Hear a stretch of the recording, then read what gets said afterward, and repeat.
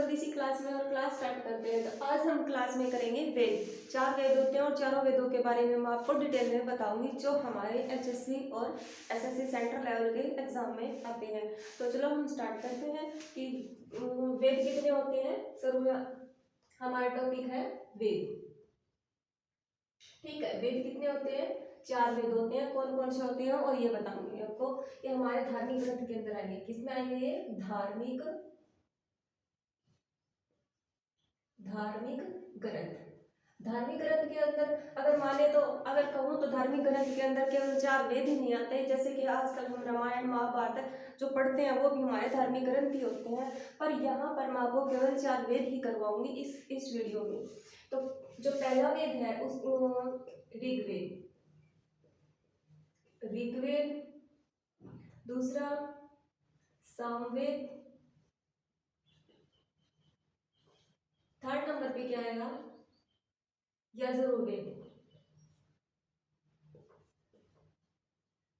और लास्ट में क्या आएगा? अथर्ववेद। ठीक है, ये 4 वेद होते हैं। ऋग्वेद, सामवेद, अथर्ववेद, यजुर्वेद और अथर्ववेद। 4 वेद हैं। जो ऋग्वेद है वो सबसे प्राचीन वेद है और अथर्ववेद है वो हमारा सबसे अंतिम वेद है। तो क्या है? ऋग्वेद क्या है? सबसे प्राचीन वेद। ऋग्वेद क्या है? सबसे प्राचीन वेद। और अथर्ववेद क्या है? अंतिम वेद। इन चारों में क्या है? अथर्ववेद अंतिम वेद है। ठीक है, ये चारों वेद मैं आपको डिटेल में बताऊंगी। तो ये तीनों मैं रफ कर देती हूँ एक बार। ठीक है,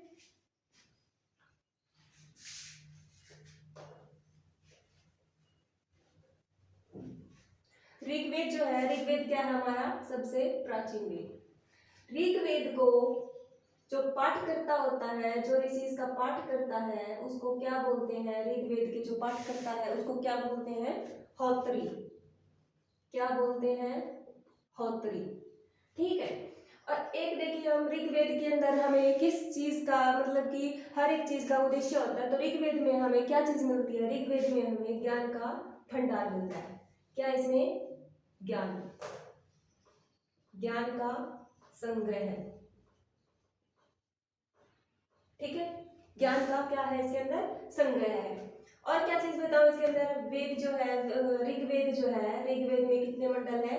10 मंडल है। ऋग्वेद में मंडल कितने हैं? ऋग्वेद के अंदर मंडल कितने हैं? 10 मंडल है। और क्या है?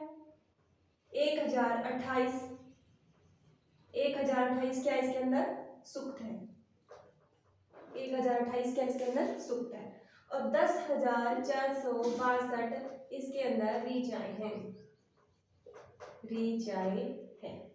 ठीक है, ऋग्वेद के अंदर हमने क्या पढ़ा है कि ऋग्वेद जो है उसके पाठकर्ता, जो उसको पाठ करता है उसको क्या बोलते हैं? होत्री। और जो ऋग्वेद के अंदर क्या मिलता है? ज्ञान का भंडार मिलता है। इसके अंदर 10 मंडल है। ऋचाएं कितनी है इसकी? 10,462 ऋचाएं हैं। और सूक्त इसके अंदर क्या है? 1028 सूक्त है। जो मंडल है, इन 10 मंडल जो है, इन 10 मंडल के अंदर हमें अलग अलग चीजों का वर्णन मिलता है। और जो ऋचाएं है, ऋचाएं ऋग्वेद के कौन से मंडल में मिलती है? क्या कोई कमेंट करके बताएगा? ऋचाएं जो है ऋग्वेद के कौन से मंडल के अंदर मिलती है?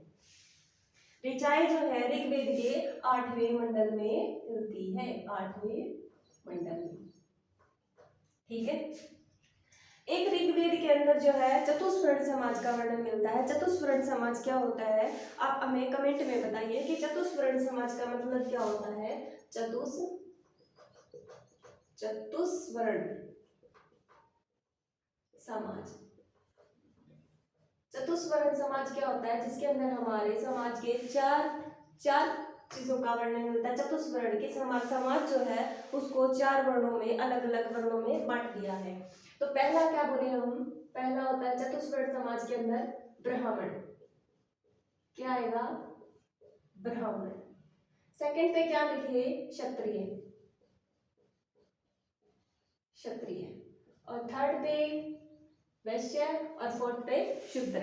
ठीक है, चतुष्वर्ण समाज के अंदर क्या आएंगे? ब्राह्मण, क्षत्रिय, शूद्र और वैश्य। ठीक है, और फिर ब्रह्मा से ये कहाँ से, कौन कहाँ से उत्पन्न हुआ है, उसकी उसकी उत्पत्ति भी बताई गई है कि जो ब्राह्मण है, ब्राह्मण ब्रह्मा के मुख से हुए हैं, तो इनको क्या बोल दिया जाता है, ये मुख से उत्पन्न हुए हैं। क्षत्रिय जो होते हैं, स्त्रीय युद्ध वगैरह करते हैं, तो हम क्या बोल देते हैं कि स्त्रीय जो है वो बताई गई है कि स्त्रीय जो है भुजाओं से हुए हैं, स्त्रीय भुजाओं से हुए हैं, ठीक है। और शूद्र और वैश्य क्या माना जाता है, शूद्र को माना जाता है कि वो जांघ से हुआ है, और वैश्य जो होते हैं, वैश्य को माना जाता है कि वो पैरों से निकले हैं। शूद्र कहाँ से निकले हैं, जांघ से, और वैश्य कहाँ से निकले हैं, पैरों से, ठीक है। ये हमारे चतुष्वर्ण समाज का वर्णन हमें किस में मिलता है, ऋग्वेद के अंदर चतुष्वर्ण समाज का हमें वर्णन मिलता है।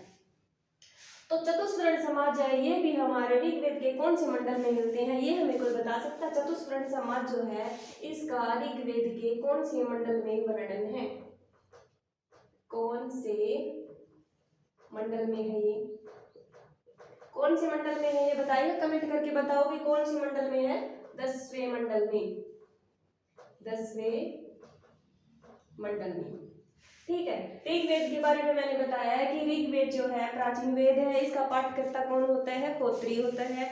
और क्या बताया है कि ऋग्वेद में हमें ज्ञान का संग्रह मिलता है, कि हर प्रकार का ज्ञान हमें किसमें मिलेगा, ऋग्वेद के अंदर मिलेगा। 10 मंडल होते हैं, 1028 इसके अंदर सूक्त होते हैं, और 10,462 इसके अंदर ऋचाएं होती है। ऋचाएं जो है ऋग्वेद के 8वें मंडल में मिलती है। फिर हमने बताया कि ऋग्वेद में जो है चतुष्वर्ण समाज का वर्णन मिलता है। चतुष्वर्ण समाज जो है ऋग्वेद के 10वें मंडल में, कौन से में, 10वें मंडल में। और चार जो चतुष्वर्ण समाज जो है 4 वर्गों में विभाजित है, वो वर्ग कौन कौन से हैं, ब्राह्मण, क्षत्रिय, शूद्र और वैश्य। बताया गया है कि जो ब्राह्मण है वो मुख से निकले हैं, और क्षत्रिय जो है वो भुजा से निकले हैं, वैश्य जो है जांघ से निकले हैं, और वैश्य शूद्र जो है जांघ से निकले हैं, और वैश्य का पैरों से, ठीक है। और ऋग्वेद के बारे में क्या बताऊं, और ऋग्वेद जो है इसमें एक गायत्री मंत्र का वर्णन मिलता है, क्या, गायत्री मंत्र, गायत्री मंत्र। जो ऋग्वेद के गायत्री मंत्र जो है कौन से वर्णन में, कौन से मंडल में इसका वर्णन मिलता है, ये बताओ, गायत्री मंत्र का, गायत्री मंत्र का कौन से मंडल में मिलता है, तीसरे मंडल में, तीसरे मंडल में, ठीक है। तो ये चीजें बताइए ऋग्वेद के अंदर। हमारे एचएससी के एग्जाम में बस इतना ही पूछा जाता है, और इससे ज्यादा कुछ, इससे बाहर कुछ आएगा नहीं। क्या, ये 2 बार मैंने रिपीट कर दिया है। ऋग्वेद में जो 10 मंडल है, 10 मंडलों के अंदर अलग अलग, 10 मंडलों के अंदर अलग अलग कुछ ना कुछ वर्णन मिलता है। तो ये ऋग्वेद के बारे में बता दिया। अब करवाऊंगी आपको, अगला कौन सा वेद है, सामवेद, ठीक है। एक ऋग्वेद के अंदर हमें एक अधन्य वर्ड का, अधन्य, अधन्य, अधन्य शब्द का वर्णन मिलता है। अधन्य शब्द का मतलब क्या होता है, अधन्य शब्द का मतलब होता है गाय, गाय। और इसका कितनी बार वर्णन हुआ है, 176 बार गाय का शब्द का उल्लेख मिलता है, 176 बार। अधन्य का मतलब क्या होता है, गाय। और गाय का 176 बार शब्द का वर्णन हुआ है किसमें, ऋग्वेद के अंदर। जो अगला करेंगे हम, कर दो रखिए सब। अगर इसमें कुछ आपको डाउट है तो आप कमेंट कर सकते हो, मैं कमेंट में आपका हर किसी का कमेंट का रिप्लाई करूंगी।